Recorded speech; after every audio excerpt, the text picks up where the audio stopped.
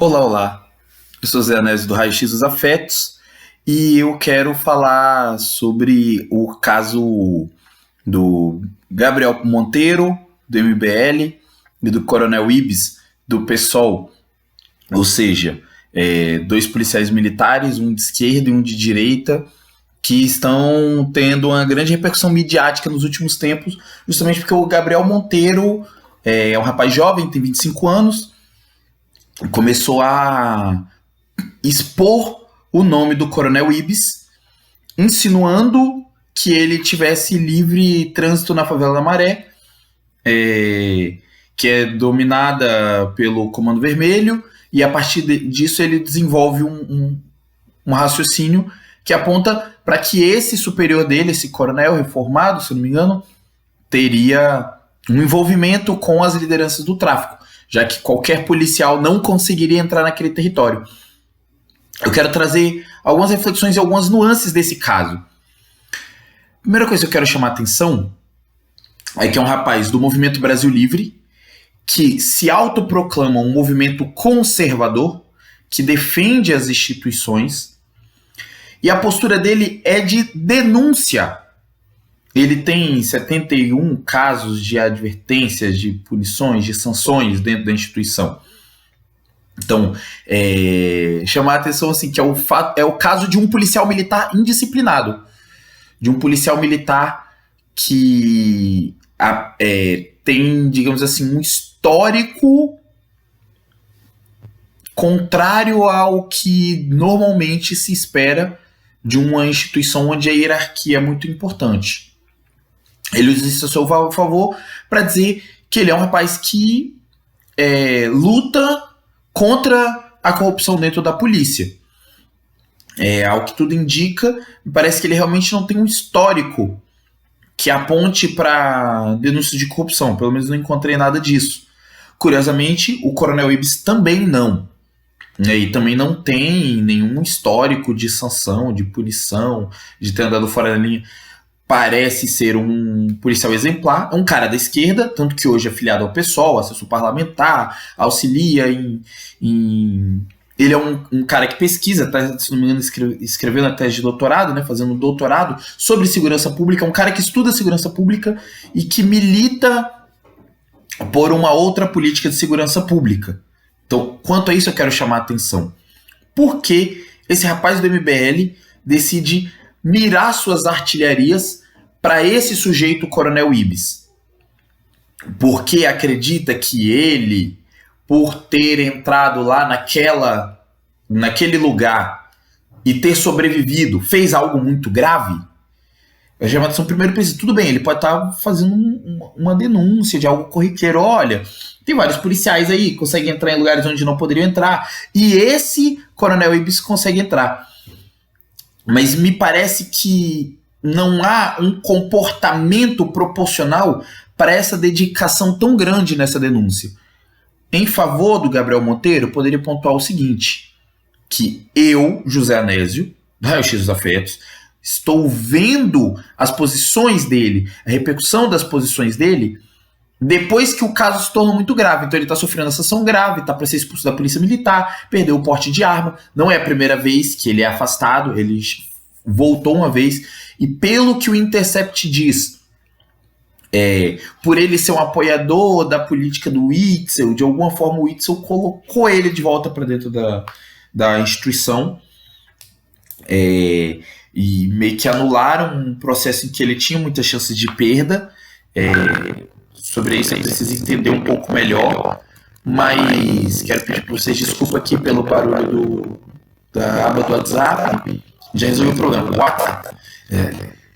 WhatsApp é inglês de brasileiro, né? O brasileiro que coloca as palavras no diminutivo quando fala em inglês. Esse zap, esse i no final das palavras, ele dá a entender, deixa eu falar por aí, que dá a entender que é o diminutivo, né? Então o WhatsApp seria um WhatsAppzinho, vamos dizer assim. Não sei porque eu tô falando disso, vamos voltar para o nosso assunto.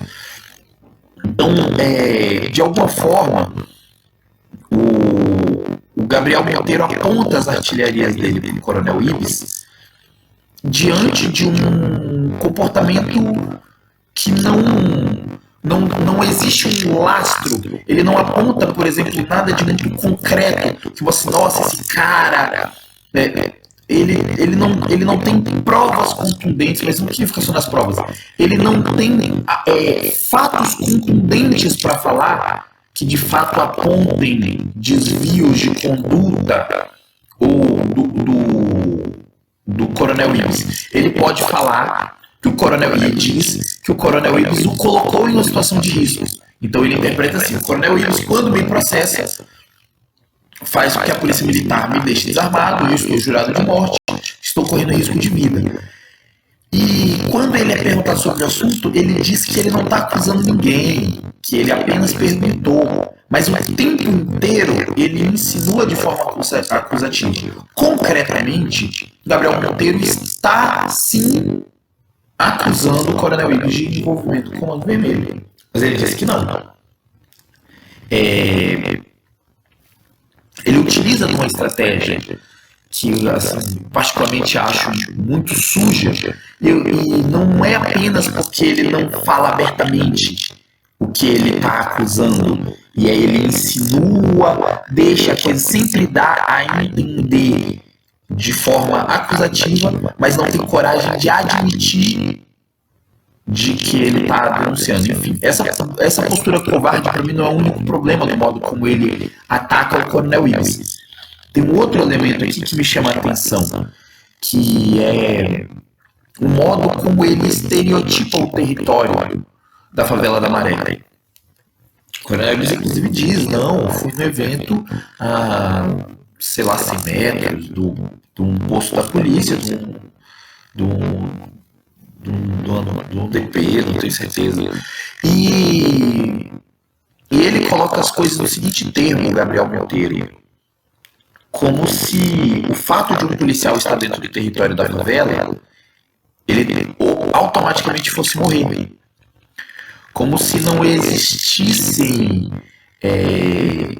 Como se um policial que entra no território de favela, ele tivesse marcado com um alvo e todos os traficantes automaticamente fossem atirados. Tipo assim, você entrou lá, você deveria ter morrido. Além de a coisa não ser tão simples assim, até mesmo porque muitos policiais militares moram, a gente sabe que tem policiais militares que têm que sair do território de favela por estarem jurados de morte, mas muitos policiais militares moram no território de favela. E aí eu, enfim, gostaria inclusive, se a gente tem assistido esse vídeo, policiais militares, gostaria que vocês comentassem se existe de fato isso de policiais militares não poderem entrar na favela e como é o caso dos policiais que são moradores do território de periferia. Mas ele também coloca as coisas no termo e parece que a favela se resume a isso. E de fato, os moradores das favelas, eles ficam reféns da dinâmica do tráfico, da dinâmica das milícias, da dinâmica do grupo criminoso que controla aquele território. Mas resumir o território periférico a isso e agir de uma forma como se tudo o que a favela tem a oferecer é esse risco, é essa letalidade, também estereotipa o território de uma forma muito ruim. Queria chamar a atenção também para uma outra característica aqui, que é o modus operandi da forma como o MBL faz política. O Gabriel Monteiro, ele utiliza a fórmula do Arthur, mamãe falei, que é um cara também do MBL, que hoje é parlamentar, né? Apesar de o Gabriel Monteiro jurar que não tem nenhuma pretensão de ser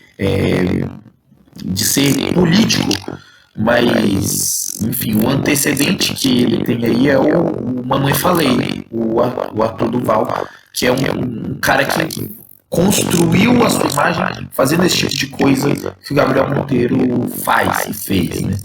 Um sujeito que, enfim,